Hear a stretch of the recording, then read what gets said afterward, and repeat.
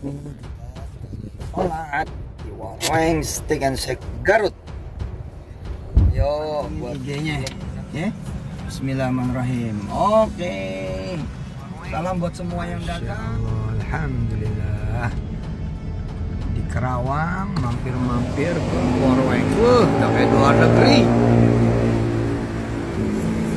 Jadi kayak di luar negeri warung. Gue pesen yang milkshake vanilla di akhir, tapi rasanya kayak Denkau ditambah diabetes, jadi bye banget rasanya. The beef sosis rice. Ini sosisnya sangat mengecewakan. Ini kalau digigit nggak ada casing sosis yang kletes-kletes.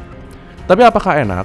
Gini, kalau gue lagi kuliah di kampus dan warung Steak and Shake ini adalah salah satu tenan di kantin kampus gue oke aja untuk beli ini. Karena itu yang gue lakukan dan orang-orang lain lakukan di kancil di kantin psikologi UI. Tapi gue nggak akan niatin buat secara khusus kunjungin outletnya buat makan makanan tipe ini. Emang ini adalah tipe makanan kantin kampus, jadi nothing special. Menurut gue ini terjangkau dan mengenyangkan. Cuman apakah ini bikin ngidam?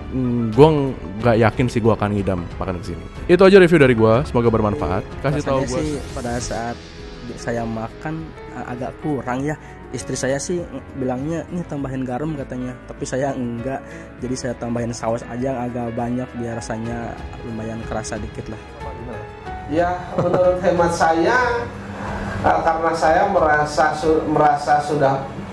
tertipu ya, karena saya kan berinvestasi, benar-benar saya memasukkan. Yang ngomong juga Yusuf Mansur, ini bakal berkah, kemudian aneh jaminannya uangnya ente tidak akan hilang karena yang ngawal di MT dan lain sebagainya.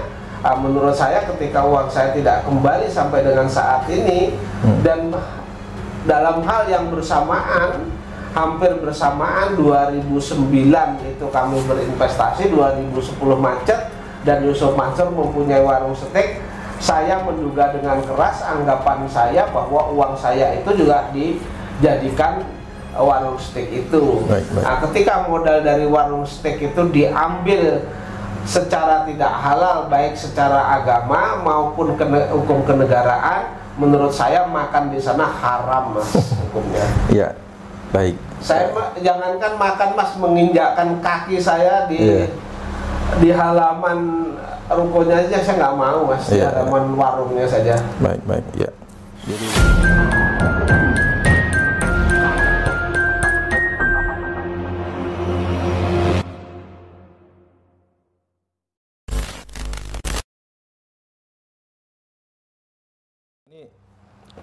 beralih ke soal banding dari Bu Lili Siti Rohimah itu, Pak. Nah, ini kabarnya gimana? Kabarnya kan dulu si Yusuf Mansur itu tidak melakukan banding itu, Pak. Tapi di konferensi pers dia katanya banding itu, Pak.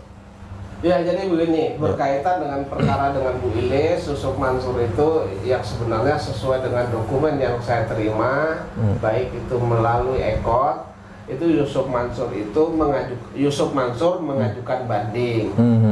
Sebagai tergugat 2 mengajukan banding. Kemudian Dwi Yuda Andi sebagai tergugat 4 juga mengajukan banding. Nah, berkaitan dengan banding itu sudah mereka nyatakan ya resmi, itu sudah mereka nyatakan, kemudian sudah dibayar dan lain sebagainya resmi. Cuman Yusuf Mansur tidak mengajukan memori banding. Artinya alasan bandingnya itu apa, mereka tidak mengajukan. Hanya mereka keberatan saja terhadap putusan itu. Kalau Dwi Andi Yuda itu mereka mengajukan memori banding, kemudian saya menanggapi dengan kontra memori. Memang di tingkat banding itu boleh mengajukan memori banding, boleh tidak.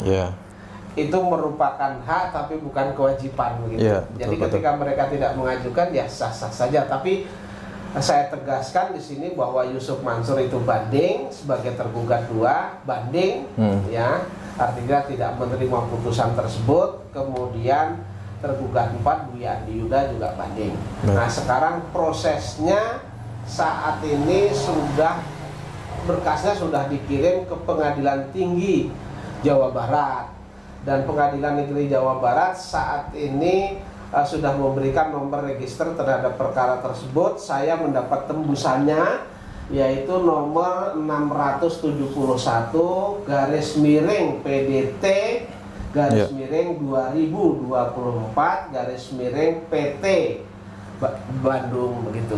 Ya, saya mohon doanya kepada para netizen bahwa majelis hakim yang menangani ini akan memutus sesuai dengan ketentuan hukum yang berlaku. Amin, amin. Ya. Ini lucu juga, Yusuf Mansur mengajukan banding tapi tidak memberikan bukti-bukti tambahan, bukti baru tambahan itu Pak ya? Kalau bukti tambahan memang di dalam tingkat banding tidak diberikan. Jadi hanya alasan. Ya, alasan-alasan secara tertulis mereka keberatannya di mana begitu. Ya. Kalau akan ada bukti tambahan, tentu itu bisa dilakukan di nanti di tingkat PK, Mas. Ya, kalau banding saat perkara di PN Jaksel kan alat buktinya berupa perjanjian milik Bu Wilis Siti Roimah itu Pak. Iya. Nah, tapi yang di PN Bogor ini menarik ini. Nanti kita tunggu saja hasil putusannya. Dan menurut prediksi Pak Zeni bagaimana hasil banding ini Pak? Ya, saya masih meyakini bahwa prediksi saya bahwa di dalam perkara tersebut saya selaku kuasa hukum dari Bu Wilis, saya meyakini bahwa berkaitan dengan pilihan gugatan itu di mana dilakukan di Pengadilan Negeri Bogor itu sudah benar. Ya, karena di dalam perjanjian antara Bu Wilis dengan BMT itu memang menyebutkan pilihan hukum ketika terjadi suatu masalah akan diselesaikan melalui Pengadilan Negeri Bogor, kan begitu. Dan itu pun di Pengadilan Negeri Bogor sudah diesepsi oleh Yusuf Mansur melalui kuasa hukumnya. Mereka mengatakan bahwa Pengadilan Negeri Bogor tidak berwenang mengadili perkara ini, yang berwenang mengadili perkara ini adalah Pengadilan Agama. Kemudian diputus dalam putusan sela, karena ini mengenai kewenangan harus ada putusan sela. Majelis Hakim Pengadilan Negeri Bogor berpendapat bahwa mereka berwenang untuk mengadili ini karena sudah ada pilihan hukum begitu. Artinya menurut hemat saya sudah benar. Kemudian mengenai materi pokok perkara sudah jelas dan terang, ya kan, karena eksepsi Yusuf Mansur berkaitan dengan eksepsi gugatan kabur dan lain sebagainya juga sudah ditolak. Gitu. Kemudian Majelis Hakim Pengadilan Negeri Bogor juga sudah memeriksa segala alat bukti yang kami ajukan, baik itu tertulis maupun bukti saksi.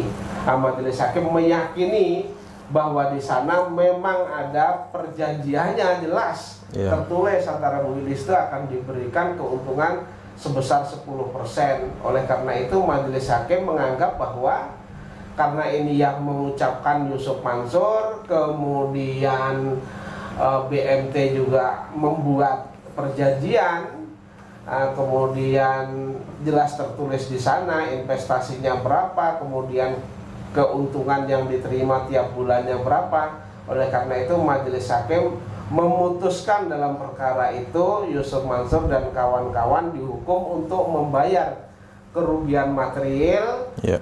Bentuknya adalah mengembalikan uang pokok dan keuntungan yang seharusnya diterima dan itu dijanjikan 4.075 miliar itu. Kecil lah bagi Yusuf Mansur itu. Baik. Karena hanya keuntungan dari dari warung steak aja kan kecil, keuntungan dari bebek selamat kecil. Ya kan, usaha-usaha yang lain kan masih ada.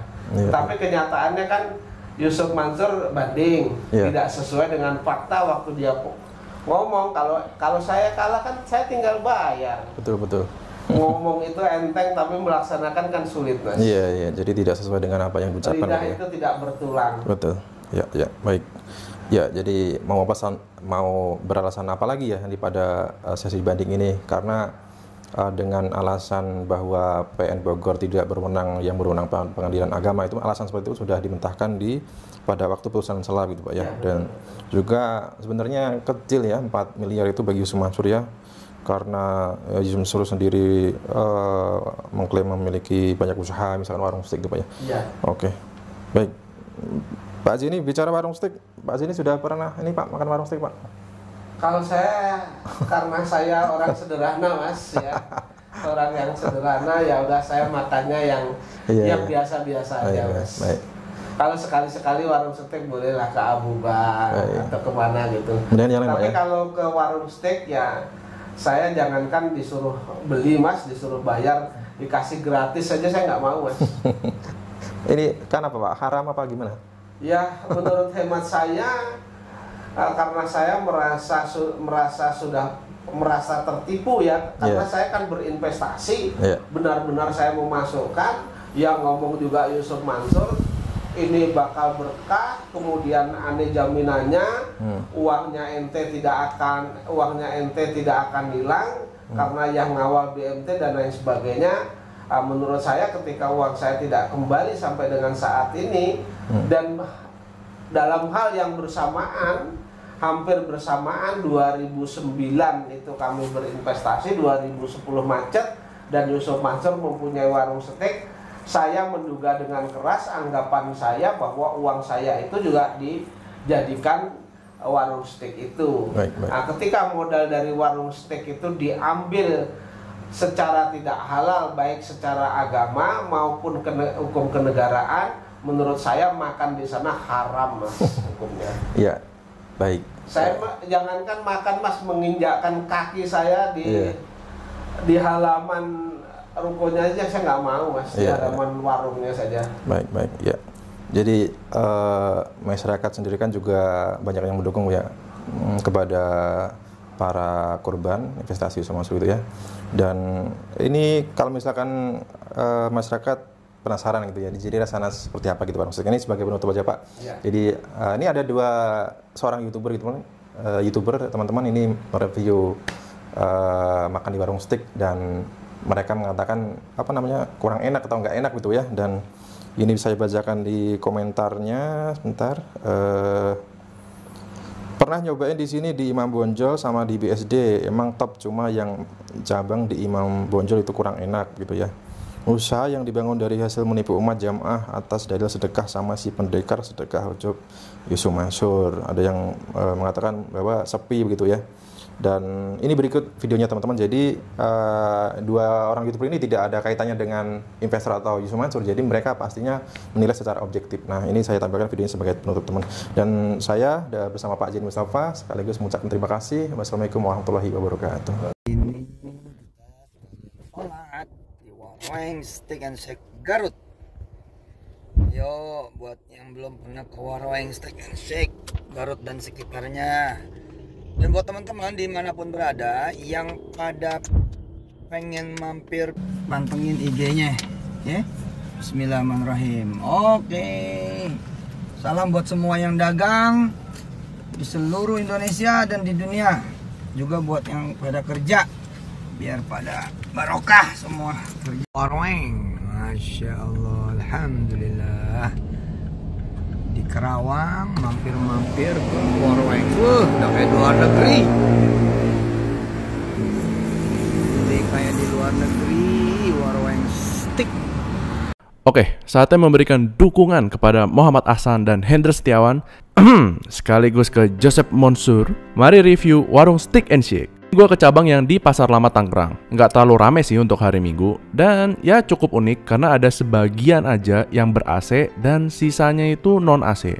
Nah, gue juga pesen yang milkshake vanilla di akhir, tapi rasanya kayak Denkau ditambah diabetes, jadi bye banget rasanya. Lanjut ke makanannya, dimulai dengan steak warung pakai brown sauce. Intinya ini adalah kombinasi ayam, beef, sama ada udangnya juga. Terus dibalut sama lapisan tepung crispy. Oke lah, kalau misalnya masih kriuk sih enak, dan nggak terlalu berminyak ternyata. Kalau isiannya ya cukup standar lah, tipis. Gravy brown sauce-nya ini menurut gue terlalu encer, jadi nggak kental sama sekali, dan karena ini watered down, kurang berasa beef stocknya atau ladanya, jadi kurang gigit rasanya. Padahal ini adalah menu favoritnya loh, kasih 7 dari 10 aja. Lanjut ke chicken barbecue grill. Ini adalah salah satu menu barunya. Ini mirip steak ayam yang viral itu ya kayaknya. Jadi ini paha ayam dikasihin saus rasa barbecue. Overall fine.